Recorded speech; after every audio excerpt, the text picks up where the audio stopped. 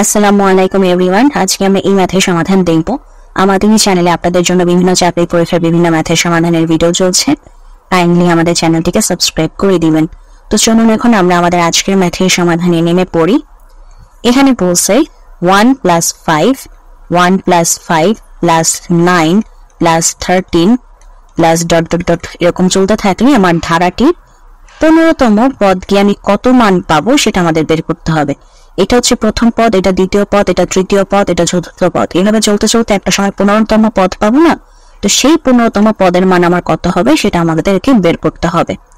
তো এভাবে আমার nতম পদের মান বের করার যে সূত্র, এটা হচ্ছে nতম পদ, এটা হচ্ছে nতম পদ, এটাকে বলা হয়।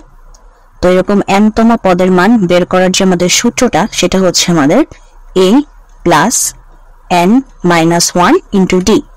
এখানে n এর মান কত? n এর মান হচ্ছে আমাদের 15।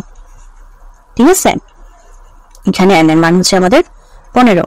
তাহলে এখন আমরা আমাদের বাকি মানগুলো দেখি। আমাদের a এর মান কি? a এর মান হচ্ছে আমাদের প্রথম পদ, a হচ্ছে আমাদের 1 প্রথম পদ, a হচ্ছে আমাদের প্রথম পদ। d কি? d হচ্ছে আমাদের সাধারণ অন্তর। অন্তর মানে কি? দ্বিতীয় পদ মাইনাস প্রথম পদ। তো দ্বিতীয় পদ মাইনাস প্রথম পদ যদি করি তাহলে কত হয়? 4 হয়।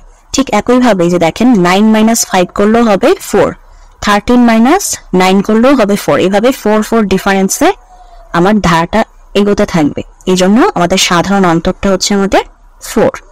তো সবগুলি মান কিন্তু আমরা পেয়ে গেছি। এখন আমরা মানগুলো বসিয়ে দিই।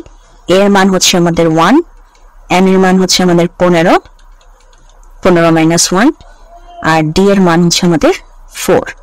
তো 1 প্লাস 14 প্লাস 4, তো 1 প্লাস 14 × 4 হবে হচ্ছে আমাদের 56।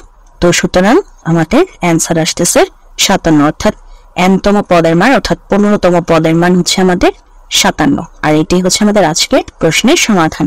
তো যদি ভিডিওটি ভালো লাগে অবশ্যই ভিডিওতে লাইক দিবেন, চ্যানেলটিকে সাবস্ক্রাইব করবেন।